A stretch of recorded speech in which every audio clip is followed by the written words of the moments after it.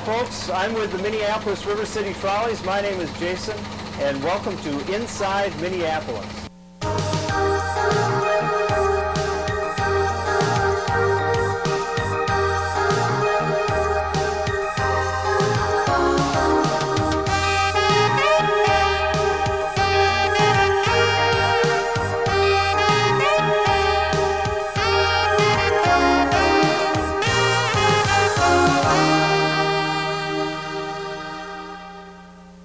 And welcome to Inside Minneapolis. I'm Phill Lindsay, and on this edition we're going to take a look at the Convention Center, the addition to the Convention Center, and the business that goes on there.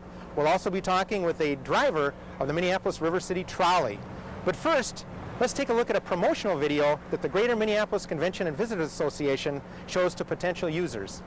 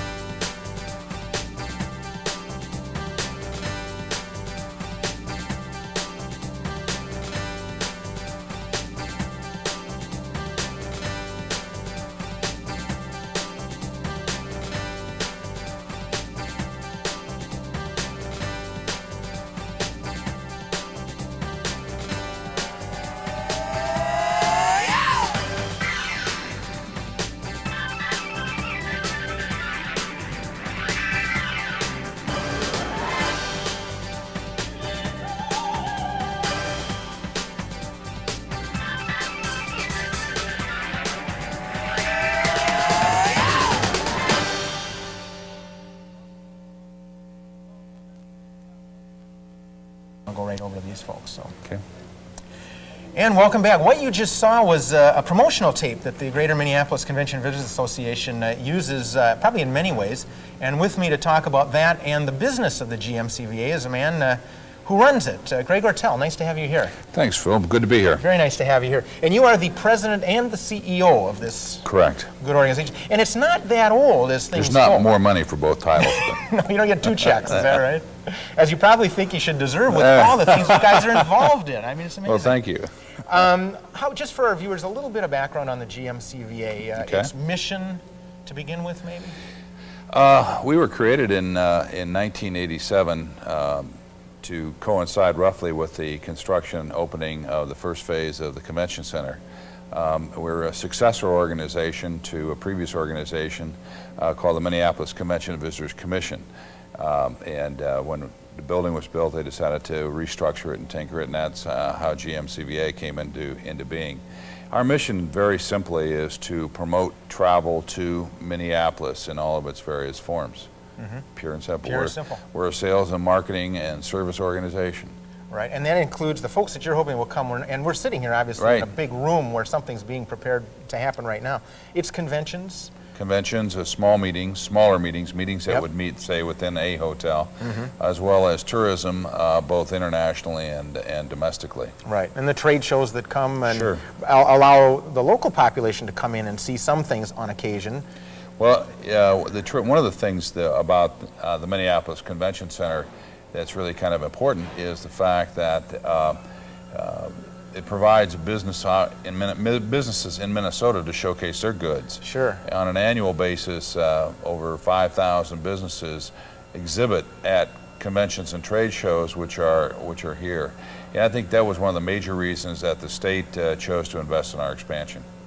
And indeed they should, because what goes on here, and in the broader sense of tourism as well as the convention business, there's a statewide impact. Can you talk a little bit about that? Well, I think the most obvious is that 6.5% of every dollar that's spent goes to the state, and certainly all the hotel room dollars, and so that's a big piece that goes directly to the state general fund.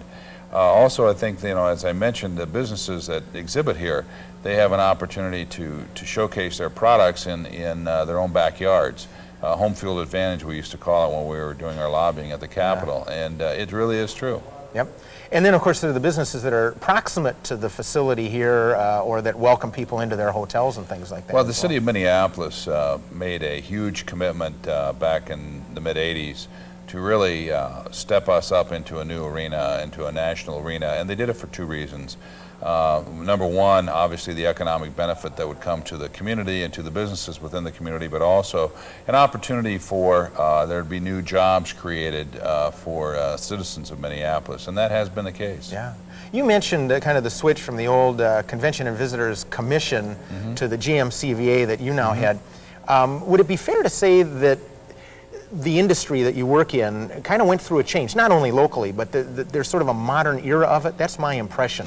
Well, there is to a certain extent. We're much more bottom line oriented. The change from the commission to the association provides us with a lot more autonomy and allows us to do the kinds of state-of-the-art marketing that needs to be done that cannot be done or could not be done under some of the more traditional environments. Sure. How do other fields affect the business that goes on here? I know that I see you often a lot of cultural events, for Right. instance, and it would go without saying that sports would be important as Sure. a draw. What's the connection there? Well, there's 4 reasons that any group selects a community. Number one, the facilities, and we're sitting in the facility, and it's as good as there is anywhere in the world. Secondly, the accommodations, and we've got great hotels. Third, the transportation, getting to and from with Northwest and everything else. It's we're blessed that way that we've got good air. And then finally, the attractions, and that's often the wild card variable, how they perceive fun things that there may be to see and do. The fact that we have major arts, the fact that we have major sports, gives us a bit of a position that we can deal with our competition and hopefully win most of the time. Actually, we never lose. We only postpone the day of arrival. There we go. That's right, sure. If they're not coming this year, maybe 2 years down the line or Exactly. something like that. Well, I know that there are sometimes huge groups that come in. AA was here in July. I remember a few years back what the Lions were here. Correct. These are big things. Can you give us an idea of some of the scale of what might happen Well, in this city? Not only in this facility, Sure, but in sure. town here. our bread and butter really is groups that are 4,000 or less. We need to get 30 or 40 of those every year. And they, if you think of a convention as filling up a week, that we need to fill up that many weeks, because then you've got other things that are going on, the sports and vacation show and all those other things that really need to be here for the local community. So we need to get those. And so, but on occasion we go after, go big game hunting for the elephants or whatever. Yeah. And AA was certainly one of them. Lions Clubs is certainly one of them. And that we have one coming up next year, National Baptist Convention, which will be the largest African American convention ever hosted in Minnesota. It's a predominantly African American denomination. Wow. And we won that one, and there's not a lot of congregations of that denomination in Minnesota, and so we were particularly pleased with that victory. Those are some of the things that we have done. AA was an effort that took 3 times before we were successful. Really? And we had to postpone that date of arrival. Yes, that's right. Originally we were planning on them in '90, and then we had to plan on them in '95, and then we ended up getting them in 2000. So that was really the. And any year's really a good year to get them here. But oh, absolutely. Bring them in when you can. We had we estimated very conservatively that convention brought $45 million to this community. I had a waiter at Murray's restaurant thank me for bringing in AA because he said, I made a lot of money during that weekend, and it was good case example of exactly. what it means to an average person with a job in town. Exactly. To having something like that going on. Yeah.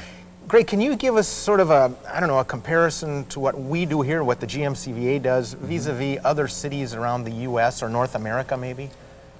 Well, I think as my staff would tell you, and I would tell you, we do it with a lot less money than everybody else around the country, even though our budget seems to be large by local standards.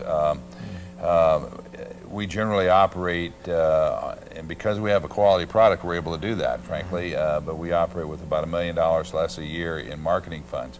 But other than that, we fall in line pretty traditionally in terms of our overall activities, and it's just a matter of how our people are able to establish their relationships with their customers and able to build something.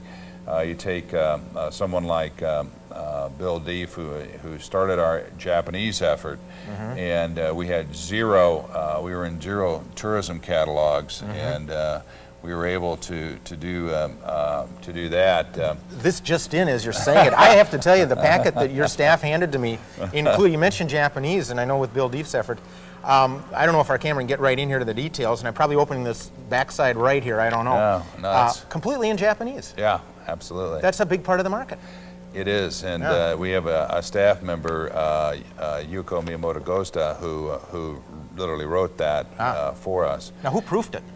She did. Oh, okay. All right. Actually, no. I take that back. We had a couple of other Japanese nationals that proofed it.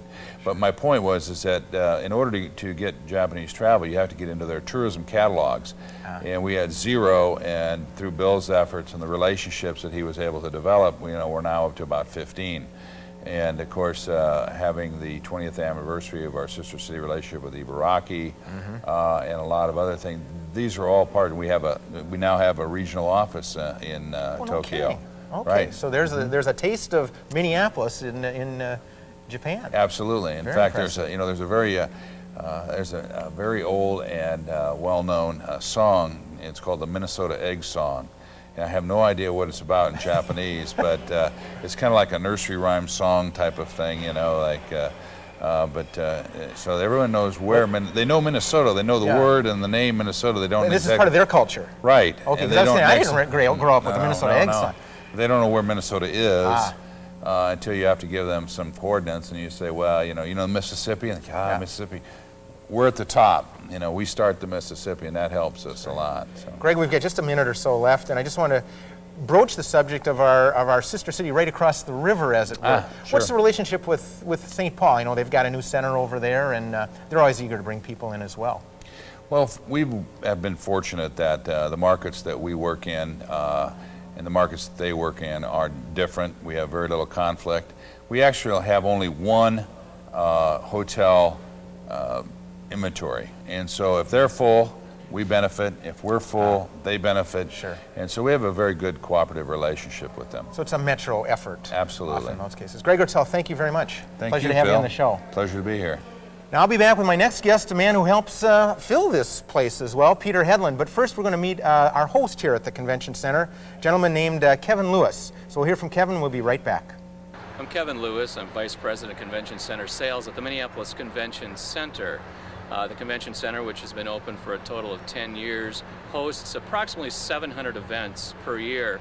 And the events can be as small as a board of directors for 10, or hosting an event like the International Convention of Alcoholics Anonymous, which brought in over 50,000 attendees to the Convention Center.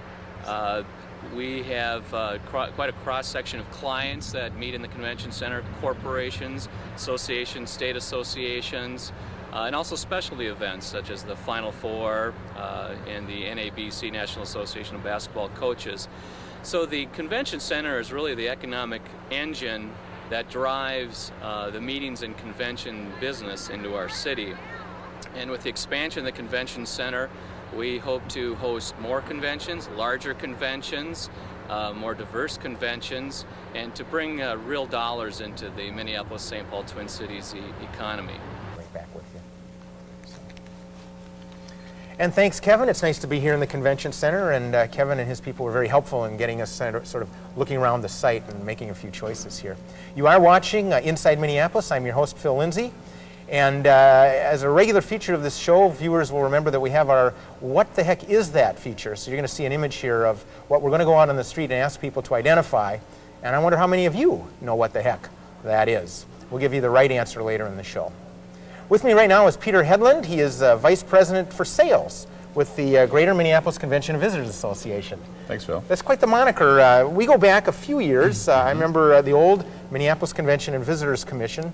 And in those days, you were on the road a lot. Right. And now you're still on the road, but you're the Vice President for Sales. What does that really mean? What's your role here? Well, our office staff has changed a great deal in the last 15 years. At that time, when you and I worked together on the commission, we had a staff of about 3 or 4 people in the sales role. I know a staff of 11 people, Wow. 10 of which are based here and 1 that is based in Washington, D.C. Okay. So You've gone national here, even with the Absolutely. staff. Yeah, we cover a lot more ground, and consequently my supervisory role is much more extensive than it was back then. And then you bring all that knowledge and those contacts probably forward through those 15 or more years. When we did hope you, so. You started here when? Back in 81. 81. So you've seen some big changes. A lot of changes. A lot of very changes. positive changes. Yeah. Oh, I've got to imagine that it's a good feeling to see not only the facilities here, but the rhythm of the people that are coming, the numbers and who's coming and that sort of thing. Well, it's one of the real treats of our job is to see the reaction of people that are not familiar with Minneapolis when they come in for a site inspection to check out the facilities. They tend to put us in this basket along with the other Midwest cities like Kansas City and St. Louis and Indianapolis. And after a couple of days of being here, they realize very easily that there's a distinct difference between Minneapolis and most of our competitors. And I'm familiar with some of those cities, and they're lovely cities. But here you come in, I suppose there's the trip in from the airport, you start seeing some facilities, and then you start just getting, maybe by osmosis, you start getting a feeling for the physical site. It's a beautiful city. And the activity in downtown is really pretty unique. Yeah. Especially the fact that you have 30,000 people living in downtown. Yeah. You compare that to a Kansas City or a St. Louis, where at 8 o'clock at night, if you're in downtown, you're there with other people that are staying in hotels. That's right. You never see local people there. They're kind of in enclaves. I've been in Exactly. downtown Kansas City, and yes, there are fun things to do there, but you're right, there isn't a village or a small city. It also makes us unique with major convention cities. Atlanta, Dallas, same problem. They do a lot of conventions in the course of a year, but they have a very difficult time getting people to live downtown. It's a bit of a leading question, but would that sometimes then be a deciding point, a marginal decision maker for some of these folks if they were kind of on the line, but they said, that's a city we'd like to bring our people to? If you're given fairly equal logistical issues, it can be a deciding factor. But it is probably, unfortunately for us, it is not at the top of the list in terms of decision factor. Sure, and won't be the first one, obviously. Right. They've got some concrete things they need to deal with. Exactly. Peter, who are your and our customers mostly? I mean, who is it that's out there that comes to a city like Minneapolis? Well, we are primarily dealing with the national associations that are holding their annual meetings, and in some cases smaller meetings as well. based all over the country. There are 3 major headquarters for associations, Washington, D.C. being by far the most popular, followed by Chicago and New York. Well, I wouldn't have guessed the Chicago. For some reason, I wouldn't have known that that was a hub of those association headquarters. Yeah, it has a tremendous number of medical associations that are headquartered there. I can understand Washington probably because for their other purposes, proximate to all the politics of Washington is important. Exactly. And so then you've got your office there and you can connect. Right. And with our economy being based a lot on medical, technology, scientific engineering kinds of companies, plus the University of Minnesota, we do a lot of those kinds of conventions. Now, would there be a collateral link then when folks are coming in here? They're here to conduct their business, but are some of their members spinning off to institutions like the university and that to talk with colleagues and things? Absolutely. The university is a very important partner of ours in bringing meetings into this area. They're very, very helpful. The primary reason for holding any convention or any meeting is education. Yeah. And the university is a great source for not only attendees, but also for staff people and instructors. Good point. What are some of the other sort of collateral amenities that people like to see? I know you and I go back a little bit. We've seen each other in cultural arenas as well. When they're here, they're in these walls or they're in a hotel meeting or something, they're busy. And I'm sure their managers are trying to keep them in those walls and that, but they escape. What do they go out and do? They tend to appreciate, certainly the shopping is still a big deal in terms of convention attendees. They do a lot of entertainment activities, the cultural things, the theater, live theater. Of course, we're becoming famous for our restaurants. The mayor frequently in her presentations calls Minneapolis one of the 24-hour cities in the country. Yes, and that goes back to what you're talking about in terms of downtown, too. Exactly. There aren't that many thriving downtowns. Exactly. That are 24 hours. And then the state benefits also. Yeah. We have a tremendous number of convention attendees that come here for their 3-4 days, but then continue their trip on to the resort destinations in northern Minnesota for a bit of a vacation. Yeah, so that'd be a nice bump for them, especially in the summer if they're coming from I know as we're sitting here taping, Houston is going through an awful thing with their temperature, and if you happen to be up here and you can get away to a northern lake or something, that's great. Also, as we're sitting here, and I don't think we can hear it, but there are rumblings just to the east of us as a major new addition is going on here. Right. And in a little bit, we'll be talking with Leonard Parker, the design architect for that new space. To what extent were the needs of the customers behind our need to expand this space? Were they saying, look, we've got to have more just physical space, or what do they need? We're very fortunate to have a city council that we do where they understand the needs of the users is very important in the end product. That was not only with the expansion, but with the original building also. Now, as I was saying earlier, because we do a lot of medical, scientific, those kinds of meetings, they are very intense from a meeting standpoint. So we needed to create a facility with a lot more meeting rooms. We run out of meeting rooms before we run out of exhibit space. So we're adding some tremendous meeting facilities, some tremendous education facilities that will help us attract new business. Does this include, or would it be an adjunct, some technology for, I don't know, uplinks or video conferencing and things? I mean, because I suppose to some extent they got to get in touch with their people that aren't here at the same time they are. Yeah, it definitely needs to be a state-of-the-art building. We already have uplink, downlink capabilities, but we will be adding additional fiber capabilities, not only in the exhibit hall, but in the meeting facilities as well. I know as we were talking with Greg a while back, we've had some very big organizations here, and I remember back, as I mentioned with him, the Lions were here, AA recently. Anything on the horizon that you can go public with and tell us that we might be seeing in the next couple of years, and wondering who the heck are all those folks out there? It's so hard to remember. Yeah, because you're always a few years ahead. Exactly. Yeah. Myself and my staff are working anywhere from 2005 to 2010 right now. No kidding, a decade out. In terms of future bookings. Yeah. We have a convention services staff that handles the meetings that are actually in the city at any given time. Right, on site. So they have taken over the responsibility of fulfilling what we promised in our selling role. Right. So for Peter, for you, AA was probably what, a 1991 effort. 1991, all right. So, yeah. So that's we were involved in AA straight through. Yeah, I bet. How competitive is it out there? It is very competitive. Bringing the economic benefits to a community that meetings and conventions fulfills is something that every city's after. And the competitive juices start flowing, and it's an issue of where the client, the associations, are balancing the logistical attractions of a city, the physical attractions of a city, and the cost of a city. Cost is an issue also. Sure, hotel prices, Exactly. food, entertainment, whatever else they need to do. Or ground transportation, I Exactly. suppose, is an issue as Right. well. Many of the national associations, they receive upwards of 50% of their total budget from their annual meeting. And so the bottom line profitability of a meeting is very important Right. in their site selection process. All those association exams, I mean, in a sense, they're on the line as well. That's right. Very much That's so. right. For a gentleman like yourself, or anyone on your staff that's working on it, when the news media reports that Northwest Airlines might or might not be, does your blood pressure spike? I mean, is that an issue you have to think about hard? Well, it is. Having Northwest here is a huge advantage for us. 10 years ago, I would have said that the accessibility of Minneapolis domestically was important in the decision process. Most major cities in the country have adequate accessibility domestically. Now we are attracting so many international people to meetings here that it's a much more important issue as to whether or not people from Europe and Asia can get here as opposed to people from Florida and California. Right. So the fact that that's growing, the fact that they're making additional changes at the airport, extending the runway, new runways to where we can get additional international flights in here, that becomes a huge advantage over many of the competing cities. That's great. And then with the expansion of the center itself and that facility, sounds like a good place for people to come if they can make the decision far enough in advance. We sure think so. That's great. Peter Hedlund, thank you very much. Thanks, Phil. Pleasure to have Good you to on see the you. show.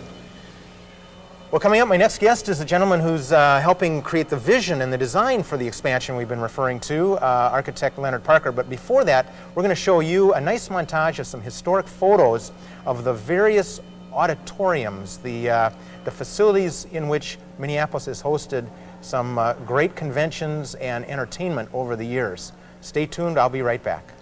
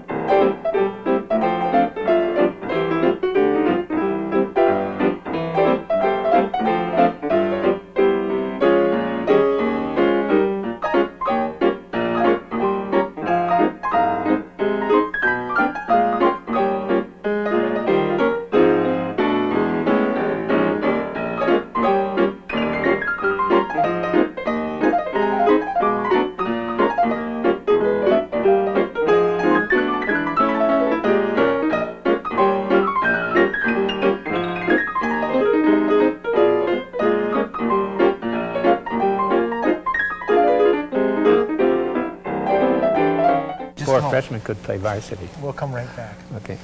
And welcome back. You are watching Inside Minneapolis. I'm Phill Lindsay, your host, and what you just saw was a nice montage of some historic photos of the auditoria here in Minneapolis. And with me now is a gentleman who can tell us about not only where we're sitting now, because he was responsible in many ways for the design and the vision for the structure that's up, but also the addition that's going. Leonard Parker. Very nice to have you back for Phil, discussion. It's a pleasure to be with you again. You bet it is. Now, let's start right out. You are the design principal for the design group. You have partners in this. We are a group of architects and engineers that dedicate our time in the design of convention centers. And we have so far, this was the first that we did and led to our association, which is called the Convention Center Design Group. And we now have in construction 2 major centers in Korea, one in Busan, Korea, and one in Daegu, Korea. We worked with the Frank Lloyd Wright people on the Monona Terrace Convention Center in Madison, that you may know about. Yes. We finished what I think is a really exceptionally good center in Sioux Falls. And now we're working on a convention center in Mexico City. So this convention center in Minneapolis has been the springboard for our group. Well, congratulations. I did not know that really about what you significant all were work. doing. Oh yeah, we're doing work in a lot of places now. That's great. Right. Well, let's jump back historically a little bit. I think the cornerstone says 89 and 90 or something on this, and obviously the work started before that. Can you lead our viewers through a little bit your involvement with the idea for the original new Minneapolis Convention Center? Well, I'm sure most of the viewers are familiar with and aware of what was here before the new center came here. It was the Minneapolis Auditorium. And it was a very confusing building in many ways, although it served its purpose and had some really good architectural qualities to it. As a matter of fact, there's a story that President Ford, when he was president, walked through the building and got lost, couldn't find his way out, so the Secret Service, who were with him, got lost too. They finally did find their way out. But that's a good story. This, when the reason that there are two dates on the cornerstones is that we needed to maintain the operational functioning of the auditorium while the construction was going on to start because of commitments in shows. And so we built the first phase, which was the first exhibition hall and the supportive meeting rooms and pre-function spaces. And then when that was complete, they could then move people into that they had under contract into that space. We destroyed the old convention, which was the auditorium, removed many of the artifacts, which even today are those shields over the door of each meeting room and the Art Deco eagles that are entrances. They were all attached to the walls of the old auditorium, and we reused them in significant ways here in the new The eagles are across the street, aren't they? Yeah, they form the portals to entering on the garden plaza that leads you here. And then there's another pair at the other end of that walkway, which is lined with benches and trees, and it's a very nice spot to sit and rest, whether you're I feel coming from inside the building or you're on your lunch hour downtown. I feel that mini park as a gift to the city. It really works not only for people who come here in good weather and want some relief from what's going on inside to go out there in that little park, but it also serves people in Minneapolis. And you cleverly tucked some parking right underneath it. There are over 900 cars of parking underneath, so it has a utilitarian purpose as well. Yeah. So that building was up, and I'm sure some of the programming needs as defined probably in the 1980s were what you were addressing. Meanwhile, the convention business continues to grow, and at some point somebody said, we need a few more square feet here. Exactly. When we were designing this first phase of the Minneapolis Center, we anticipated that they would be growing. And so our plans included plans for expanding, which is presently going on. Land it's really landlocked, except if you wanted to move to the east, on property that some of which the city owned, some of which they didn't. And it also forced, in order to get the land that we needed, a significant realignment of 3rd Avenue. Yeah, it does quite a jog now, going around over by Central Lutheran. And when all the construction is finished, that'll all be smoothed out, and it won't be nearly as acute angles as you make the turns. But that reroading of 3rd Avenue caused some concern on the part of the Minneapolis Institute of Art and the Children's Theater, etc. And so there was some suggestions made in 1987 when we did a urban design plan anticipating this growth of how we could enhance that 3rd Avenue right-of-way all the way to the Minneapolis Institute of Art. And by paving, lighting, signage, plant material, landscape, etc. This planning is presently underway, and the addition to the convention center will provide an opportunity along that way to present works of art. As a matter of fact, the east wall of the new facility is all glass, with about 10 feet beyond the glass is another wall which is solid. It's the wall to the auditorium, and there are proposals of doing a monumental work of art along that wall where people could view it through the glass facing 3rd Avenue. Sure. And so especially folks proceeding south or coming from other directions, but as you come down, sure there'll be a building, but there'll be a significant feature to take a look at. Exactly. Yeah. And there's also an opportunity to to have a piece of art, because as you come down 3rd Avenue, just before you make the turn, there is a wall that could be featured as with some bas-relief or some piece of sculpture.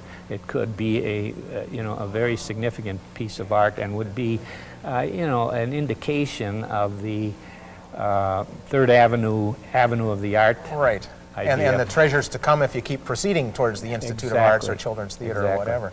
And as you probably know, the design of a new bridge across 94 is being contemplated. The Dayton Foundation has dedicated some money to enhance the artistic quality of that bridge. Right. With elements inspired by some Frank Lloyd Wright ideas. That's right. Tony Putnam, who is a Frank Lloyd Wright fellow and is presently one of the design leaders for the Taliesin Group, which is Frank Lloyd Wright Foundation, has been sort of leading that design effort. Right, and you mentioned the Monona Terrace project, which of course is an echo, a strong echo of a vision of his from what, the 30s, I'm guessing?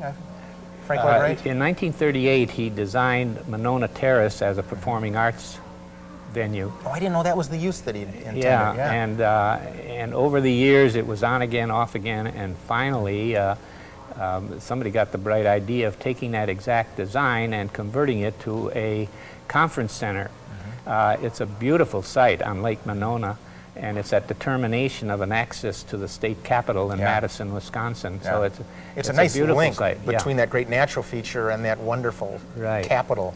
Well, our convention center design group, myself and Rich Spears, worked with Tony to rearrange the functioning of that, what was to be a performing arts, to make it work as a convention center or conference center.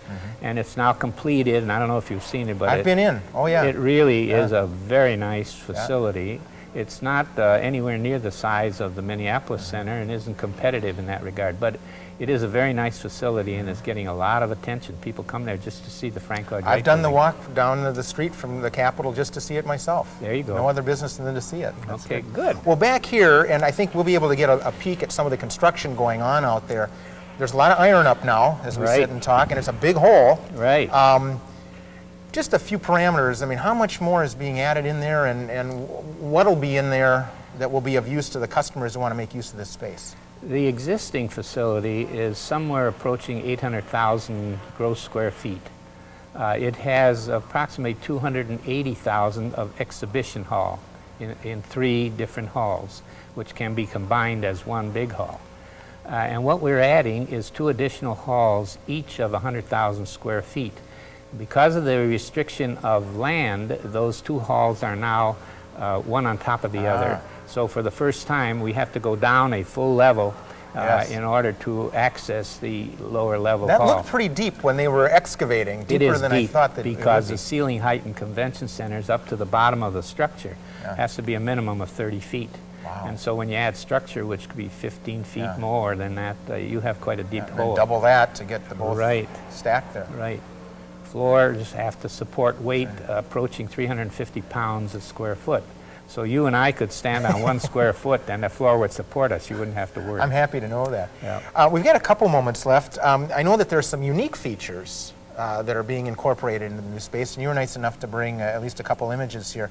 Can you describe this one piece that I think is just a fascinating solution that I hadn't heard about? Let me just preface that by saying when we first started working on the auditorium, which is a plenary auditorium and is a big boon to attracting business here, because conventions and trade shows that come here oftentimes want to assemble all the people in one place. Right now they're doing it in this room, which is it's about a almost 30,000 square foot ballroom.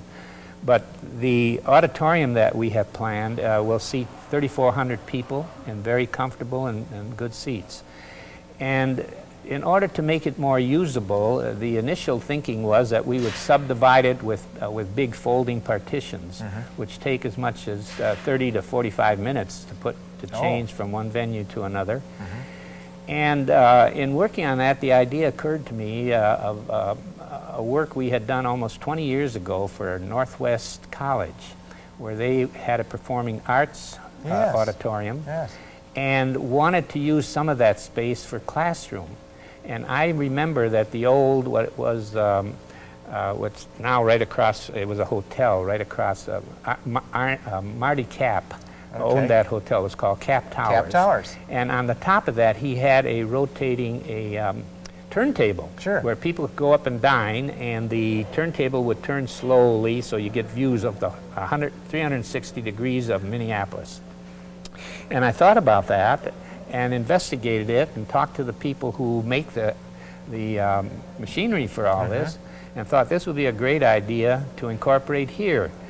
So we installed that in the performing arts at Northwest College, and this was 20 years ago. It has had no problem. It takes 4 to 5 minutes to turn from one direction to the other. They haven't had any, they maintain it once a year to oil it and do whatever they have to do. That's not too much maintenance right there. So anyhow, we suggested that this might be a possibility here, and because of the way it would work and offer opportunities that they didn't have, it was grasped on. We had all the building committee go out to the college, and they sat in this while it turned. Experience it. So they said, yeah, let's do that. They signed on, and now it'll happen here. So now we're actually doing it, and each of the turntables will seat approximately 450 people. Well, that's sizable then, yeah. So that it's 1,400 seats in all 3 turntables, and it gives them the opportunity of having 4 different events going on at the same time. Some simultaneity. Yes. Nice solution.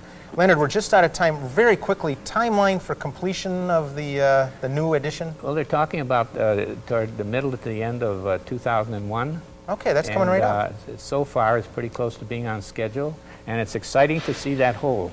Well done, It's sir. always a pleasure to communicate that to you. Thank you very much. It's nice to have you on the welcome. show. Leonard, appreciate it. Well, we'll be back with my next guest, Adina Kaplan. She's actually one of the drivers for the RiverCity Trolley. We'll talk with her right after our monthly feature, Did You Know? This one's fun.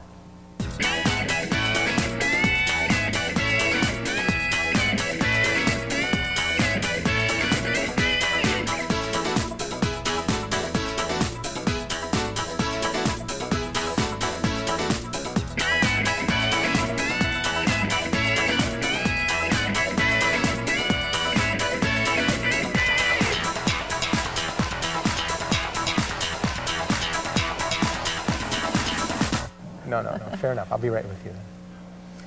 And yes, Elvis was in the house, not once but twice. So I want to thank the folks that dug that up, Sherry Nolan. That was neat.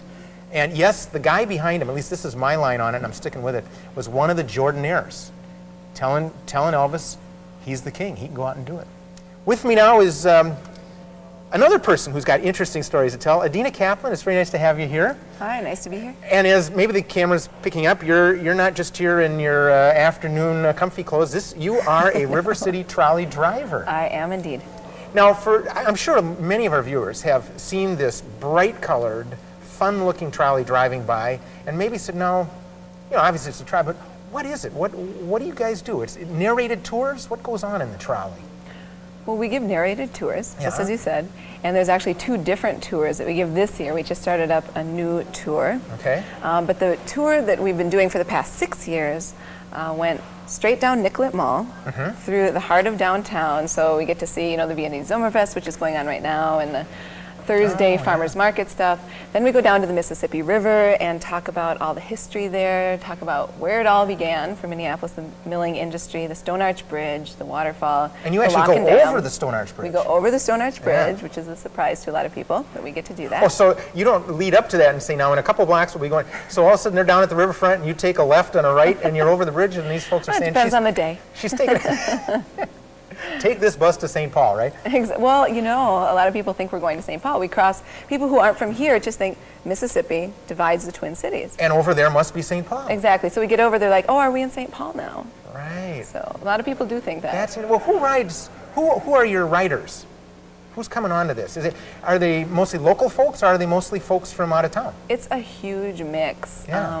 We ask passengers when they come on board. We don't have any official record keeping, but it's a big mix. There are a lot of people who have moved out to the suburbs, who have visitors in town and want to come back in. They want to show off the town. Okay. And huge conventions. Yeah. We just had the AA convention, and all 50,000 wanted to get on board the first day.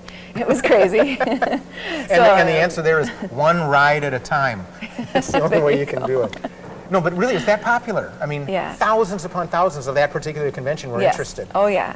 So Oh, you yeah, guys we aren't were hurting packed. for work. I mean, you got regular routes going down. Oh, What is yeah. the schedule? And I don't, not every single one, but this is frequent throughout the day. Right. Okay. So there's the two separate tours. Yeah. The riverfront tour, which goes down to the Mississippi through the warehouse district, and I didn't mention the sculpture garden. We go over So by you the sculpture complete the garden. loop over by the Walker, Right, and the Walker and Guthrie. sculpture. Okay. We come back over here. The full loop takes 1 hour, and on the riverfront tour they run every half an hour. And you can stop at various places to get on? The best places to get on usually are Convention Center and Walker or St. Anthony, Maine down at the other end. Okay. People also get on along Nicollet Mall. Okay, so it's not impossible to be down in the retail corridor along Nicollet and say, gee, maybe No, it'd be fun to get on. and there are trolley stops. That's what I'm there saying, are yeah. designated trolley stops. Yeah, but the main kind of collection points are those that you mentioned. Right. Okay. And then we run from 10 until 4, but you need to be on 1 hour before because it's a 1 hour tour. Okay. So you can't be, it's, a You lot don't of people, start at 4. We don't start at 4. Yeah, Right. So okay. the last tour starts at 3. And then the Lakes tour connects either here at the Convention Center or over at the Walker Art Center. And that's where you can pick up the Chain of Lakes tour. And that's exciting for a lot of people because they're staying downtown, they're going to their conventions and meetings, and they hear, well, this is the City of Lakes. Where are they? Yeah, So it's they on can- the stationary, but where are the Right, lakes? Right. Yeah. So we go out around Lake of the Isles, Lake Calhoun. We go over to the band shell at Lake Harriet. Then we go through Uptown That's a very nice tour. and over to the MIA. So The Institute of Arts. Yeah, so I saw that on the map. Actually, I've got your very colorful brochure, which I'll just hold it up here. I don't know what detail the camera can pick up here, but you can't miss the trolley. No, you can't. I mean, it's, People do, but you can't miss it. yeah. One little interesting sideline is one of our assistant producers on the show, Lisa Volkman, happened to design the color scheme for your trolley. So this kind of comes And full it's circle great. for her. Yeah. Well, and especially in a cold climate like this with the snow and you can't lose this in a snowdrift. No, you can't, although we do not run in the winter. Oh, That's okay. good What to is know, the too. season? Season is May 1st through October 31st. Okay. Now we also have charters. So in the wintertime, if somebody had put together a group and they wanted a tour, they could call up, the number on the brochure there and Okay. get a charter. Well, We that do would lots explain, of yeah, charters. why I have seen it probably every single month of the year, but it's Right. not the regular Right. tour The regular route. routes. Yeah. Oh, very interesting. And we have a huge charter business too. I think like 300 charters this year. 300. Oh, well, Yeah, just in that's- our season, maybe. That's nearly one a day. It's a lot. Yeah. Now I understand sometimes companies or whomever will book these special with themes. There are theme tours that they'll take, Some of them, they're Twin City tours. but certain historical themes they want Some to people particularly who talk about. are architectural groups, we've had that want the focus to be on the architecture, or if you're giving a tour to a group from the Historical Society, they might want more history. More of the history, So- yeah. And this is where you come in as a driver. I mean, you're not only driving this thing with the awesome responsibility of a fairly nice machine and then the lives Yeah. of the people, you're also talking to them. Right. What We kind wear of a little things- headset. Okay, We so drive along the down speaker road. goes out. What do you tell them, just in thumbnail sketch here? I mean, what kind of stories are you telling your riders? A lot of history, especially down at the riverfront. That Yeah. place is just rich with the history. We talk about the erosion of the waterfall from, as 10,000 years ago down at St. Paul, up the river. We talk about the development of the milling industry and the significance Mm-hmm. to Minneapolis in particular. And we talk about then the railroad industry, things like that. So there's a lot of historical information, the warehouse district, the gateway, what used to go on there. And Sure. So all of that kind of thing.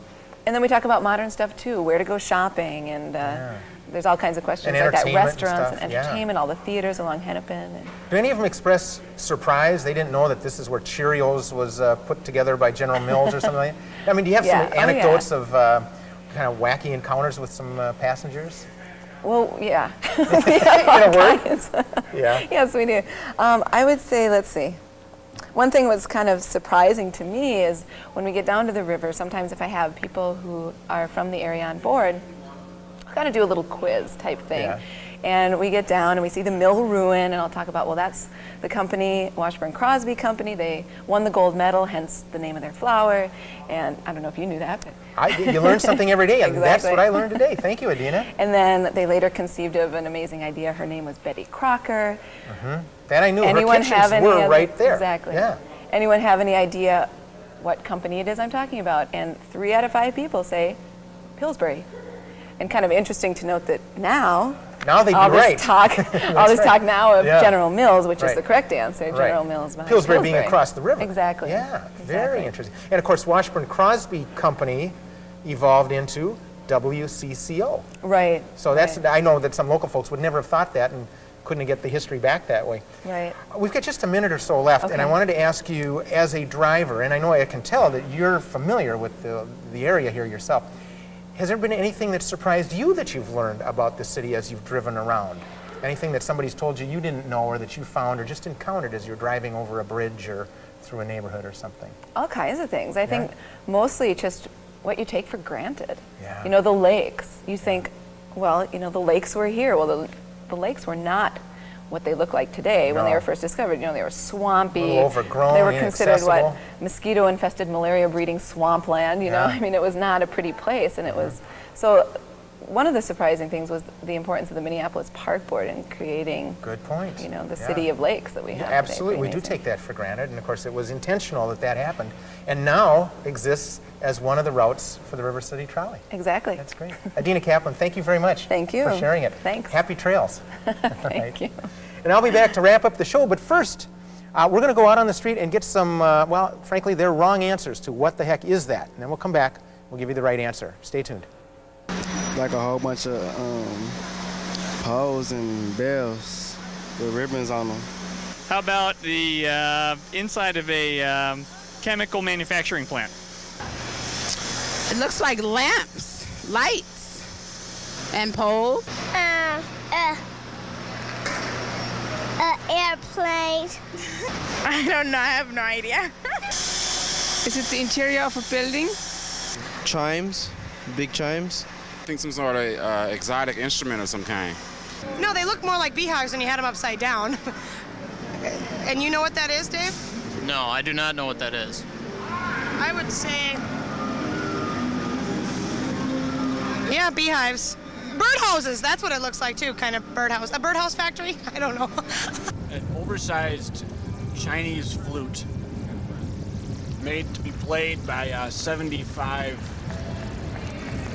circus elephants. Let's see. Yeah, if you look at it like this, so that could be construed as a stairway, kind of.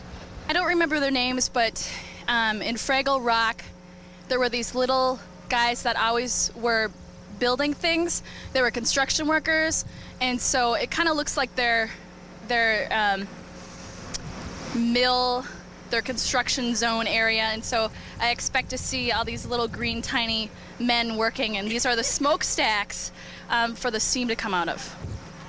This might look like some sort of plumber's storage facility or maybe a model rocketer's dream room, but actually we're in one of the chambers of the mighty Voice of Minneapolis, the 1928 Kimball pipe organ, which was originally installed in the old Minneapolis auditorium.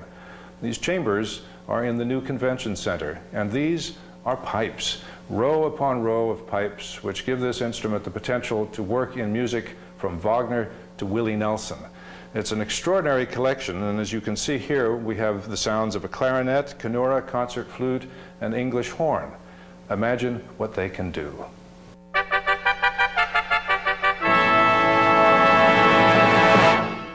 Wonderful as this instrument is, it's sort of sad to see most of it stored in boxes like this. Big pipes that you couldn't put in boxes are standing around in corners or laid on top. But this is one of 10,000. Think of the sort of music that 10,000 of these can create. Kimball organs aren't built anymore, and organs of this grandeur and this quality simply are not available today. The Minneapolis Kimball deserves a better fate than this.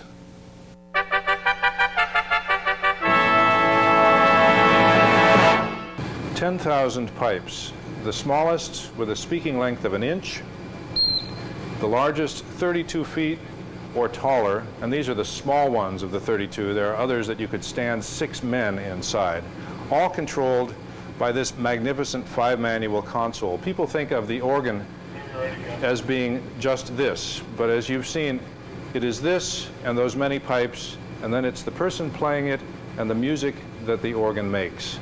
Would that soon this mighty Kimball would be making music again. Thank you, Michael. And for those perhaps few of you that didn't recognize the dulcet tones, that was Michael Barone host and producer of Pipe Dreams that you can hear on Minnesota Public Radio, talking about the mighty Kimball organ.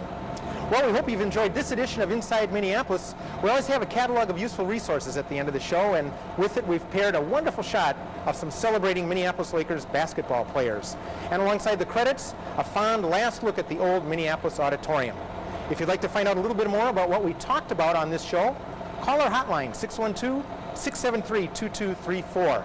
We're also on a website, and that's inside that catalog. Hope you've enjoyed the show. I'm Phill Lindsay.